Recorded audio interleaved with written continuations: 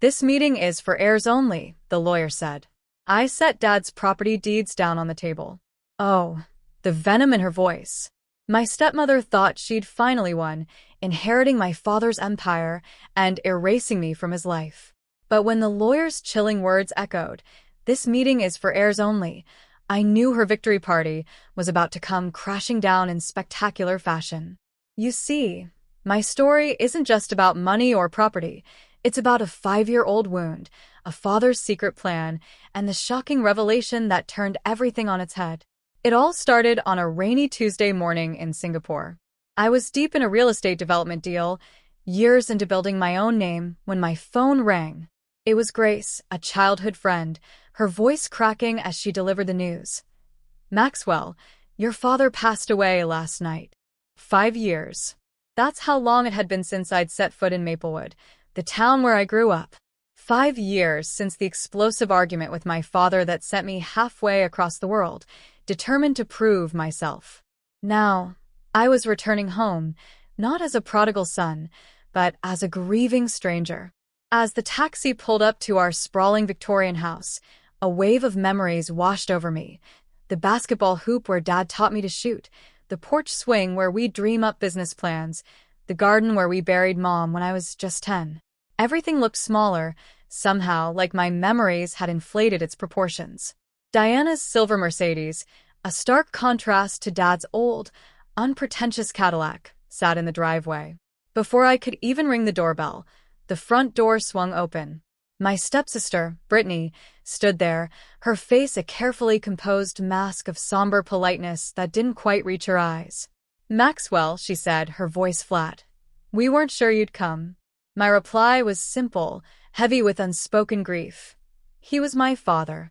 She stepped aside, and I entered a house that no longer felt like home. The foyer, Dad's cozy space, had been redecorated in Diana's cold, ultra-modern style. All chrome, glass, and uncomfortable furniture. Mother's in the living room with Tyler and some guests, Brittany informed me, not offering to help with my bag. Diana, perched on a white leather sofa, holding court, saw me, and her perfectly painted face registered a flicker of shock before settling into a grieving widow's facade. "Maxwell," she cooed, rising to air-kiss my cheek. "What a surprise. We tried to reach you, of course, but your number had changed." It hadn't. I just gave her a formal, "I'm sorry for your loss." "When's the funeral?" My stepbrother Tyler, sprawled in an armchair, didn't even bother to get up. "Tomorrow at 2. We've handled all the arrangements." The message was painfully clear. I wasn't needed or wanted. "Your old room is being used for storage now," Diana added, her voice sugary sweet. "But we can make up the guest room for you." I nodded, suddenly desperate to escape the weight of their hostile stares. "I think I'll get settled then." As I turned to go, Diana called out, a chilling sweetness in her tone. "Harold Stevenson is handling the estate matters. He'll be here in the morning to discuss some paperwork. Family only. You understand." I understood perfectly. I was being explicitly, deliberately, excluded from my father's will reading. Grace found me later on the back porch, staring at the old oak tree where Dad and I had built a treehouse. "They've been awful, Max," she confided, sitting beside me. "Since Richard got sick, they've been acting like they own the town. Diana's been meeting with developers, talking about selling off properties." She explained Dad's health had deteriorated rapidly, information Diana had never bothered to share. "Your dad asked about you all the time," Grace said quietly. "He kept your international magazine features in his office." A knot tightened in my chest. "His office is still intact?" I asked, a desperate hope fluttering. Grace shook her head. "Diana cleared it out last week. Boxed everything up. Changed the locks." I thanked Grace, my mind racing. The guest room was exactly what I'd expected. Impersonal, cold. As I unpacked, voices drifted from the hallway. "Once Harold confirms the will tomorrow, we can move forward with the Riverside property sale," Diana was saying. "Lawrence has already made an offer." Tyler chuckled. "Think Maxwell will cause problems?" Diana's laugh was sharp, dismissive. "What can he do? Richard left everything to us." Maxwell made his choice when he abandoned his father. Abandoned? My hands shook with anger and grief. Dad and I had our differences, yes, but abandon? I'd called for months after I left, only to have Diana tell me he was too busy or not interested. Eventually, I'd stopped trying. That night, unable to sleep, I wandered the house. In the library, I found some of my old books still on the shelves. I pulled down my favorite, The Count of Monte Cristo. Dad had given it to me on my 16th birthday, inscribing it with a message that now seemed prophetic. To Maxwell, remember that patience and planning always win in the end. As I flipped through the yellowed pages, an envelope slipped out. Inside was a letter in my father's distinctive handwriting, dated just 3 months ago. Maxwell, if you're reading this, I'm likely gone. Diana doesn't know about this letter, or the arrangements I've made.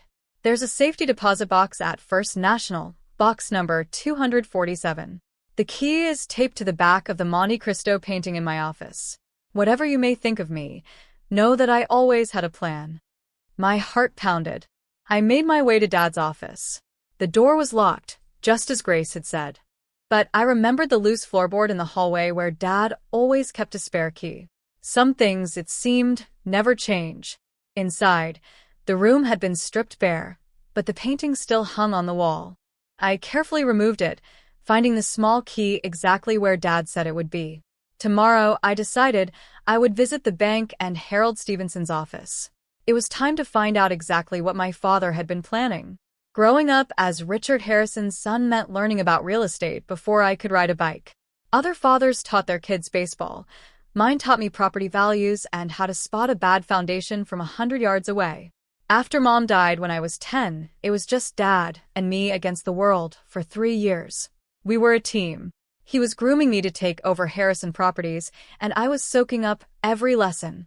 Then Diana Winters came into our lives. She was beautiful, charming, and seemed to genuinely care about Dad. I was 13 when they married, old enough to be wary, but young enough to hope for a new family. Diana had 2 children, Brittany, my age, and Tyler, 2 years younger. For a while, things were okay, but slowly, subtly, things began to change. My place at the dinner table moved further from Dad. Our weekend property tours were rescheduled for Tyler's soccer games or Brittany's dance recitals. Diana started redecorating, erasing traces of my mother, room by room. "You need to give them a chance, Maxwell," Dad would say whenever I complained. "They're family now." By the time I was 16, I had been effectively sidelined in my own home. Diana positioned herself as Dad's business confidant. Tyler suddenly developed an interest in real estate, and Dad was thrilled. Still, Dad and I maintained our connection through the business. Harrison Properties was his life's work, an empire worth millions, owning nearly 30% of Maplewood's commercial real estate. "Property is permanence, Maxwell," Dad often said. "Money comes and goes, but land and buildings, they're tangible. They last." I took those words to heart, studying business and real estate, working summers at the company. I learned every aspect, from maintenance to development. By the time I graduated, I was ready to step into a leadership role. That's when everything fell apart. Dad had been planning a major riverfront project, something we'd worked on for months. But when I returned from a trip researching similar developments, I discovered significant changes had been made without my input. Diana and I thought a more upscale approach would yield better returns, Dad explained. "Luxury condos will sell better than the mixed-income housing you proposed." That wasn't the vision, I argued, years of resentment pouring out. "We talked about benefiting the whole town, not just the wealthy." He accused me of being inflexible, idealistic. "Maybe you're not ready for this level of responsibility," he finally said. "Perhaps you should take some time to mature before joining the company leadership." That was the last straw. I packed my bags that night and caught a flight to Singapore, vowing to succeed on my own terms. Over the next 5 years, I did. My work was featured in international magazines, I won awards, I made more money than I could spend. But the rift with my father remained unhealed. Monthly calls dwindled to nothing, thanks, I now realized, to Diana's interference. The morning after my arrival, I went straight to First National Bank. The safety deposit box contained exactly what I'd hoped: a folder of legal documents, property deeds, and a USB drive. I found a quiet coffee shop and plugged the drive into my laptop. A video file dated 6 months ago. Dad appeared on screen, thin and pale, so different from the robust man I remembered. "Maxwell," he began, "if you're watching this, then you found my letter and I'm gone. First, I need to apologize. I let Diana come between us, and that's my greatest regret. But I want you to know I never stopped planning for your future." He explained that over the past 3 years, he had been quietly transferring ownership of key Harrison Properties assets directly to me: the Riverside development lands, the downtown commercial block, the apartment complexes on Maple Street. All legally signed over through a series of trusts and transfers designed to minimize tax implications. "Diana doesn't know," he continued. "After your argument, I realized she had more influence over me than was healthy. I saw how she was positioning Tyler to take over despite his lack of experience. I couldn't let everything I built, everything I wanted for you, be squandered." My father had been diagnosed with pancreatic cancer 2 years ago. Given a limited time, he had set his affairs in order, working with his old friend and business partner, Franklin Ross. "The will reading will be difficult," Dad warned. "Diana expects to control everything. The official will leave her the house and some accounts, enough to maintain her lifestyle. But the bulk of the business assets are already yours. Franklin has all the details." The video ended with my father looking directly into the camera. "I'm proud of what you've accomplished, son. Now come home and finish what we started together." I sat in stunned silence, tears streaming down my face as the screen went dark. All this time, Dad had been protecting me, protecting our shared vision. And I hadn't been there for him when he needed me most. After composing myself, I called Franklin Ross.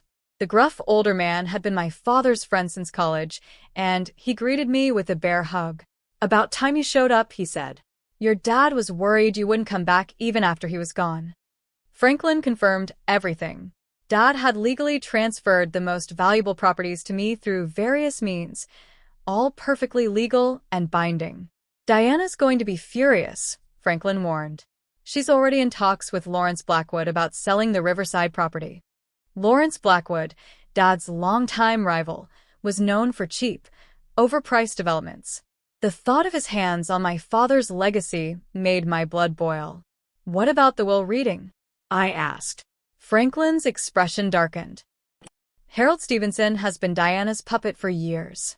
Your dad kept him as the family attorney to avoid suspicion, but he didn't trust him with the real plan. Harold scheduled the reading for this afternoon. Diana's made it clear you're not welcome." I fingered the property deeds in my briefcase. "Oh, I think I'll attend anyway." Franklin's smile was wolfish. "Richard would have loved this. He always said you had his flair for the dramatic moment." As I left his office, I felt my father's presence more strongly than ever. He had entrusted me with his legacy, and I wouldn't let him down.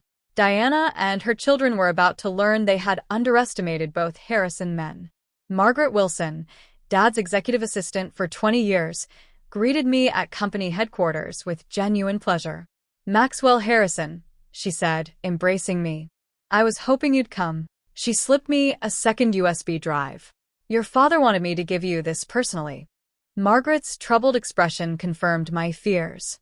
Diana had been systematically dismantling Dad's empire for quick profits. "Cost-cutting measures, staff reductions," she rattled off. "And Tyler has a VP title, but he rarely shows up." The Riverside development, Dad's vision, was now slated for luxury condos. The second USB drive contained more videos of Dad walking through properties, explaining their significance. "The Riverside project is the most important," he said in one, standing on the vacant waterfront property that had been the subject of our final argument. "This could transform Maplewood, create housing and opportunities for everyone, not just the wealthy. Diana doesn't understand that a town needs economic diversity to thrive. I've transferred this property to you because I know you'll do right by it." In another, he looked tired but determined. "I've been watching your work in Asia, Maxwell. You've taken what I taught you and improved on it. You were right about the direction we should have gone. I was too easily swayed by Diana's focus on luxury and status.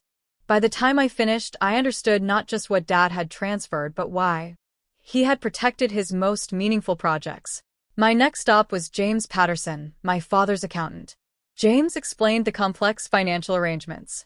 Not only property, but Dad had also established Harrison Legacy Holdings with me as the sole owner. On paper, Diana believes she's inheriting control of Harrison Properties, James explained, but the company is now essentially a shell.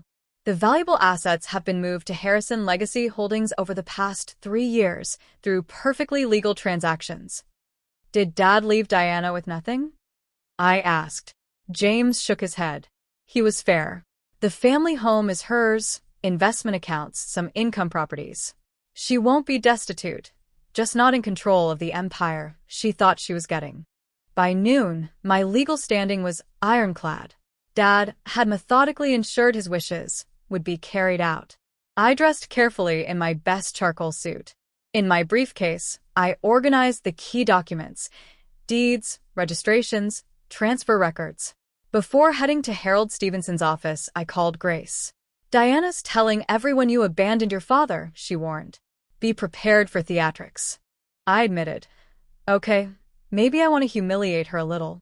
Grace laughed. She deserves it. Your dad wasn't happy these last few years, Max. He missed you. Whatever happens today, remember that he wanted you to come home and take your rightful place. Bolstered, I went to face the family that tried to erase me. Harold Stevenson's law office occupied the top floor of one of Maplewood's few high-rise buildings. My father actually owned the building, though I wondered if Harold knew its ownership had transferred to me 6 months ago. I arrived 5 minutes early, taking a moment to center myself. This confrontation had been years in the making. The receptionist looked startled when I gave my name. She returned moments later with a flustered Harold. Maxwell, he stammered, not extending a hand. This is unexpected. Today's meeting is just a small family gathering. I'm family, I replied simply. My father's only blood relative. Harold's discomfort was palpable. Diana felt it would be best if, given your estrangement. I cut him off. I'll join today's meeting. Shall we? I walked past him toward the conference room. When I pushed open the door, the conversation inside abruptly ceased. Diana sat at the head of the table where my father would have sat, radiating an elegant, cold dominance. Brittany and Tyler flanked her. Lawrence Blackwood's attorney was there too. Diana recovered first, her tone sharp. Maxwell, this is a surprise. I came to hear my father's will, I said, taking a seat directly opposite her. Harold hovered uncertainly. Diana, I wasn't aware Maxwell would be joining us. Diana's perfectly made-up face hardened. This meeting is for heirs only, she said coldly. Maxwell removed himself from this family years ago. I said nothing, simply opening my briefcase and removing a folder of documents. I think we should begin, Harold said, taking his seat. As he began reading the formal legal preamble, I studied the faces.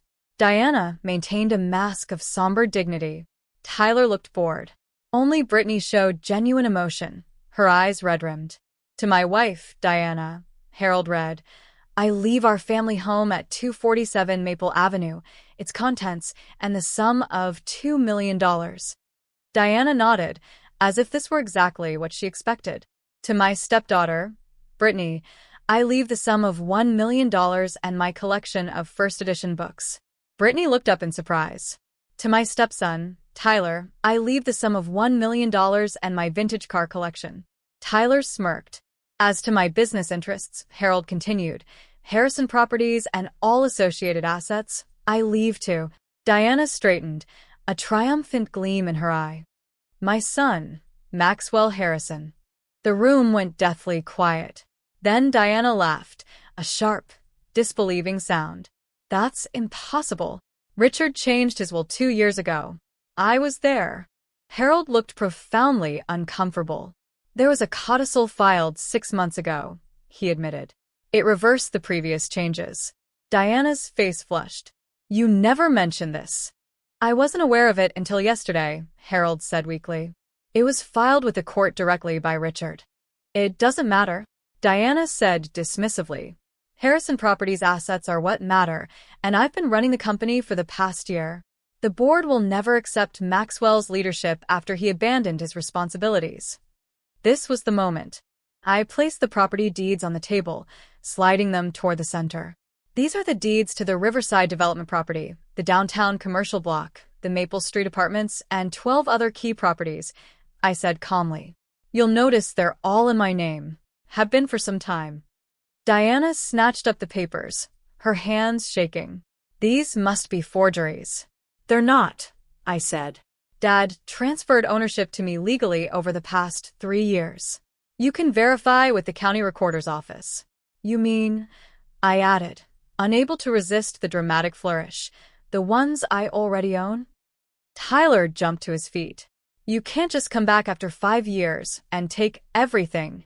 I'm not taking anything, I replied evenly. I'm claiming what already belongs to me, what Dad wanted me to have. Diana's face had gone from flushed to ashen. Harold, is this legal? Can he do this? Harold, examining copies of the deeds, nodded reluctantly. The transfers appear legitimate.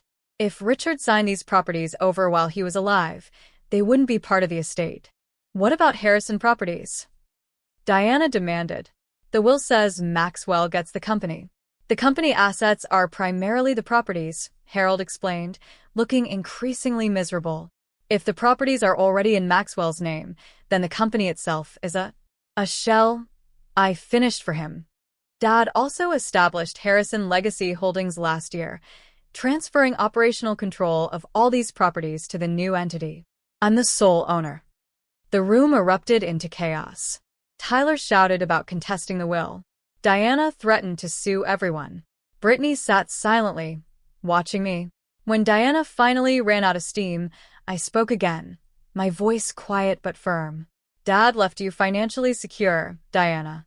The house, investments, some income properties.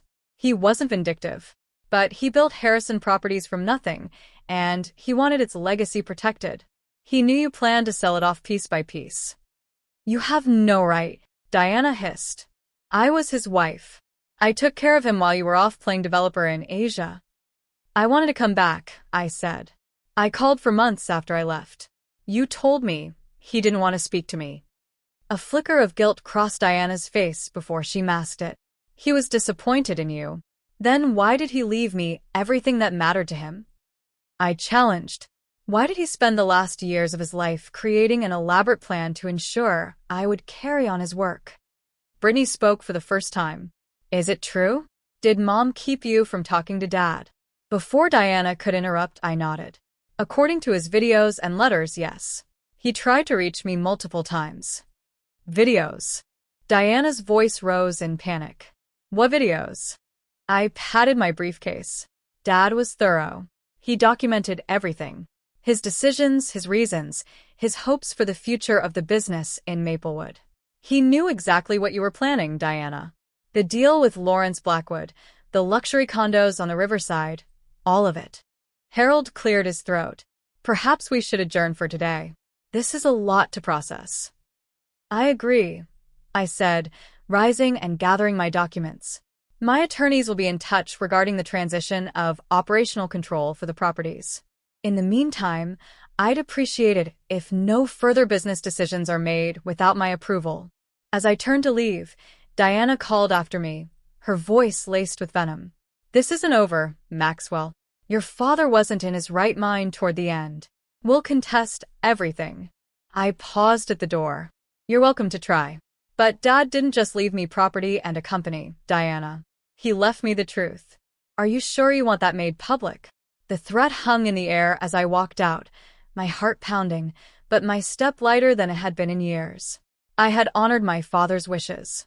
Now came the hard part, rebuilding what Diana had tried to dismantle and fulfilling the vision my father and I had once shared. The morning after the will reading, Maplewood was buzzing. News traveled faster than the internet here. At Bernard's Bakery, I received a dozen curious stares and several congratulatory nods from old-timers. Your dad would be mighty pleased, Bernard himself said, handing me a cinnamon roll on the house. Diana had folks worried about what would happen to the town if she sold everything to outsiders. Grace joined me. "You're the talk of the town," she said, stealing a piece of my cinnamon roll. "Diana's telling anyone who'll listen that you manipulated your father, and she'll see you in court." "Let her try," I replied. Dad documented everything. "Be careful, Max." Grace's expression turned serious. "Diana has a lot of influential friends, and Lawrence Blackwood is furious about losing the Riverside deal." Franklin Ross pulled up a chair. "Standard bluster." He waved off Diana's threats. "But that doesn't mean she won't make trouble. The community kind. Diana spent 5 years building social capital here. Charity boards, business associations. She's convinced a lot of people her vision is the right one." Grace added, "They just see the glossy renderings of riverfront dining. They don't understand what it would mean for housing prices or the character of the town." I spent the rest of the day meeting with key employees at Harrison Properties. Most seemed relieved. Diana's management style had apparently involved a lot of threatening. Margaret confirmed my fears. Cash reserves depleted, maintenance deferred, valuable land prepared for quick sales. She was stripping the company for parts, Margaret said bluntly. If you hadn't come back when you did, the implications were clear. A few more months, and Diana might have done irreparable damage to my father's legacy. That evening, I returned to the house, Diana's house now legally. The atmosphere was glacial. Diana retreated to the master suite, only emerging to glare. Tyler was openly hostile, but it was Brittany who surprised me, knocking tentatively on my door after dinner. "Can we talk?" she asked, uncomfortable but determined. "I wanted to apologize," she said, "for how things went with Dad, with Richard." I raised an eyebrow at her use of his first name. "He was always your dad more than ours," she acknowledged. Tyler pretended to be interested in the business, but it was all an act. He just wanted the money and status. "And you?" I asked. Brittany sighed. "I just wanted a family. But she was always pushing Tyler, excluding you. It made me uncomfortable, but I didn't know how to stop it." "Why are you telling me this now?" I asked, wary. "Because I found something," she said, pulling out a small notebook. After the will reading, I was curious what Dad, Richard, was really thinking. It was my father's journal from the past year, filled with his thoughts about the business, his illness, and his growing concerns about Diana's influence. "He wasn't happy," Brittany said quietly. "He missed you, and he was starting to see through Mom's manipulations." The journal detailed Diana's meetings with Lawrence Blackwood, her efforts to isolate Dad, her pressure to change his will. "Does your mother know you have this?" I asked. Brittany shook her head. "She'd be furious. But I thought you should have it. It confirms what you said about Dad wanting you to come home." Before I could respond, shouting erupted from downstairs. We hurried down to find Tyler and Diana in a heated argument with an unfamiliar woman who bore a striking resemblance to my father. "You have no right to be here," Diana shrieked. "Richard never acknowledged you." The woman noticed me. "You must be Maxwell," she said. "I'm Alice. Alice Thornton. Richard was my father, too. A half-sister I never knew existed. Another bombshell in a week full of them. That's a lie." Diana snapped. "Some desperate ploy for money." Alice shook her head. "I don't want money. Richard and I had a relationship for years. Private, at my request. I just came to pay my respects and meet my brother." She extended a hand toward me, her eyes so like my father's, cautious but hopeful. I took it, feeling another piece of the puzzle that was Richard Harrison's life fall into place. "It seems we have a lot to talk about," I said. Diana made a sound of disgust. "I won't stand here and watch this farce. Come on, Tyler." She stormed out. Brittany hesitated, then quietly slipped away, leaving me alone with a sister I never knew I had. Alice smiled tentatively. "This isn't how I imagined our first meeting." "Nothing about this week has gone as imagined," I replied with a rueful laugh.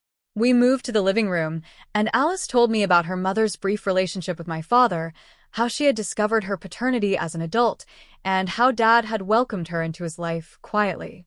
"He talked about you all the time," she said. He was so proud of what you were accomplishing in Asia, even while he missed you terribly. As Alice spoke, I felt both grief and gratitude. Grief for the years lost, and gratitude that he had found ways to protect his legacy despite Diana's interference. The road ahead would be challenging, but I was more determined than ever to honor my father's vision for Harrison Properties and for Maplewood itself. Later that night, my phone buzzed with a text from an unknown number. It was Lawrence Blackwood. "We need to talk. This isn't over." The battle for my father's legacy and Maplewood's future was just beginning. The weeks following the will reading were a whirlwind. I officially took control of Harrison Properties, working with Margaret to assess the damage Diana had done and develop a recovery plan. "Your father would be proud," Margaret told me. "This is exactly the steady hand the company needs." Not everyone was pleased. Several board members aligned with Diana resigned. Lawrence Blackwood launched a public relations campaign, suggesting an absentee heir couldn't possibly understand Maplewood's needs. The most surprising development came from Diana herself.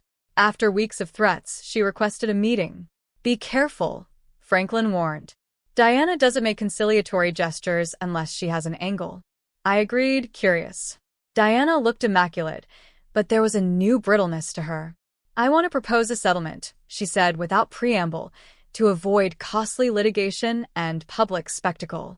Her attorney placed a document on the table. "Mrs. Harrison is willing to withdraw all claims in exchange for operational control of the Riverside Development Project." I nearly laughed out loud.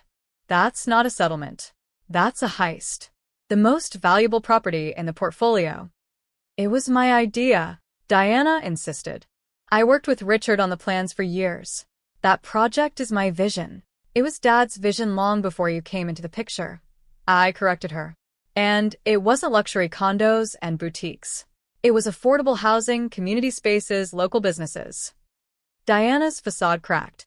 "Maplewood needs to evolve, Maxwell." Richard understood that toward the end. "Did he?" I asked, pulling out my phone and playing one of Dad's videos, the one where he explicitly stated Diana didn't understand his true vision for Riverside. Diana's face flushed. He was sick, confused. He was clear-minded enough to legally transfer his most important assets to me, I pointed out, and to document why he was doing it. The meeting ended at an impasse, Diana storming out, her attorney promising further legal action. But as weeks passed, no lawsuit materialized. Her position was legally untenable. Meanwhile, I'd been getting to know Alice. A professor of environmental science, she had no interest in the family business, but her insights into sustainability gave me ideas for incorporating green spaces into Riverside. "Dad would have loved that," she said. Brittany had become an unexpected ally, too, distancing herself from Diana and offering invaluable insights into her mother's business dealings. "Mom's been liquidating her personal assets," she informed me. "I think she's planning to leave Maplewood." Tyler remained hostile, but increasingly isolated. The real breakthrough came at a town council meeting where I presented my revised plans for Riverside. Gone were Diana's luxury condos, replaced with mixed-income housing, local businesses, a community center, and public waterfront access. "This is the development my father originally envisioned," I explained, "a project that would benefit all of Maplewood, not just the wealthy few." Lawrence Blackwood, armed with his own glossy presentation, tried to object, but residents' questions about affordability and access quickly eroded his support. "The Harrison plan preserves Maplewood's character," Grace argued from the audience. "The Blackwood plan turns us into just another playground for the rich." The council voted unanimously for my proposal, a decisive blow to both Lawrence and Diana. As I left, Lawrence approached, grim but resigned. "You win this round, Harrison. Or you could adapt," I suggested. "There's room for your company in my development plan if you're willing to work within a community-focused framework." He seemed startled. "Why would you suggest that?" "Because despite everything, you're good at what you do. And Dad always said a smart businessman can find a way to do well by doing good." We didn't reach an agreement that night, but the door had been opened. Sometimes, reconciliation comes from unexpected directions. The final confrontation with Diana came not in a courtroom, but in the garden of what had once been our family home. I found her there one evening, sitting on a stone bench near my mother's rose bushes, looking smaller and older than I remembered. She didn't lash out. "I'm leaving Maplewood," she said simply. "There's nothing for me here anymore." I sat beside her, maintaining a careful distance. "You've won, Maxwell," she said. "The company, the town's support, even my daughter's loyalty. Are you satisfied?" The question wasn't entirely bitter. There was genuine curiosity in it. "It was never about winning," I said. "It was about honoring Dad's legacy, about doing right by Maplewood." Diana was quiet. "He changed after you left," she finally said. "Became more distant. I thought if I took an interest in the business, it would bring us closer." "And then you got a taste for it," I suggested. She didn't deny it. "I'm not apologizing for wanting security, Maxwell. When you've been left with nothing once in your life, you do whatever it takes to make sure it never happens again." I thought about the complex woman beside me. Manipulative, yes, but also shaped by her own fears. Dad left you financially secure. You didn't need to try to take everything. "Need has little to do with it," she replied with unexpected frankness. She stood, straightening her shoulders. "I've instructed my attorney to withdraw all objections to the will and property transfers. In return, I expect you to honor the provisions Dad made for me and my children." "I never planned to contest those," I assured her. She nodded once, a businesslike conclusion to our relationship. "Goodbye, Maxwell. I doubt we'll see each other again." As Diana walked away, I felt not triumph, but a strange mix of relief and sadness. The family I had once hoped for had never materialized. But in its place, new connections had formed. With Alice, with Brittany, with the community of Maplewood that had welcomed me home. The next morning, I met with the Harrison Properties team to officially launch the Riverside Development Project. As I looked around the conference room at the eager faces, including Brittany, who had recently joined the marketing department, I felt my father's presence strongly. "My father used to say that property is permanence," I told the team. "What we build here will outlast all of us. So, let's make sure it's something Maplewood can be proud of for generations to come." Grace approached me. "Your dad would be really proud, Max." I nodded, feeling at peace for the first time since returning. "I think he would, and I think this is just the beginning." 1 year later, I stood on the newly constructed observation deck overlooking the Riverside development. What had once been vacant land was now a bustling construction site. Mixed-income housing units flanked a central green space. "Quite a view," Franklin said, joining me. "Richard would have loved this." "I wish he could see it," I replied. "He can," Franklin said simply, pointing to a bronze plaque. "Richard Harrison Memorial Park." The past year had been transformative.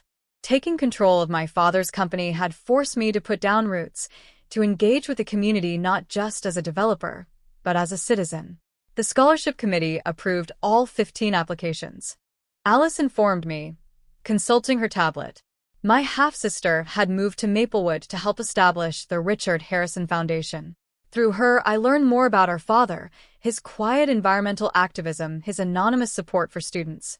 "He never wanted recognition," Alice explained. "He just wanted to make things better." I had redirected Harrison Properties toward development that balanced profit with community benefit. Lawrence Blackwood and his allies still opposed our progressive initiatives, but we were making progress.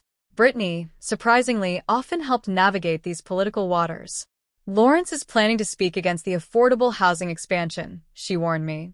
"But I've already arranged for residents from the first phase to attend and share their stories." Lawrence can argue with us, but he can't argue with families who now have stable housing. Back at Harrison Properties, Margaret waited with documents, including the final paperwork severing Diana's remaining connections.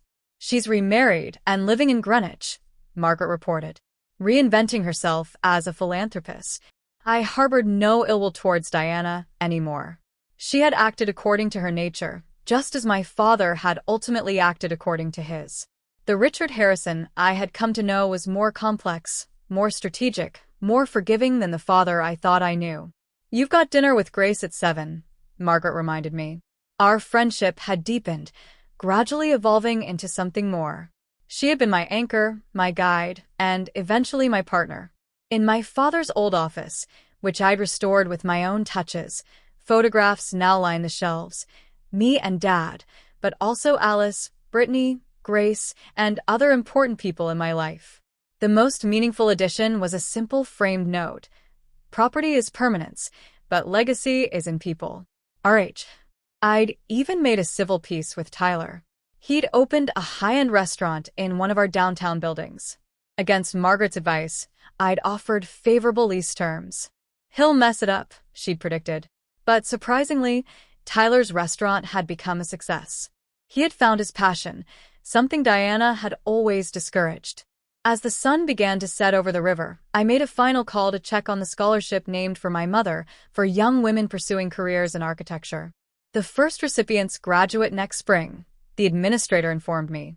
They're already asking about internship opportunities. After hanging up, I took a moment to reflect. I had returned to Maplewood, angry and hurt, focused on claiming what was rightfully mine. Somewhere along the way, that mission had transformed into something larger, honoring not just my inheritance, but the responsibility that came with it. The dramatic confrontation at the will reading now seemed like a lifetime ago. It had been satisfying, yes, but the real satisfaction came from what followed. The relationships rebuilt, the community strengthened, the legacy secured. Grace was waiting for me at our favorite restaurant, her smile warming as I approached. The riverside lookout is spectacular, I told her. You should see the sunset from up there. Show me after dinner, she suggested.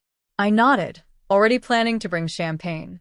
The ring I'd purchased last week was burning a hole in my pocket, waiting for the perfect moment.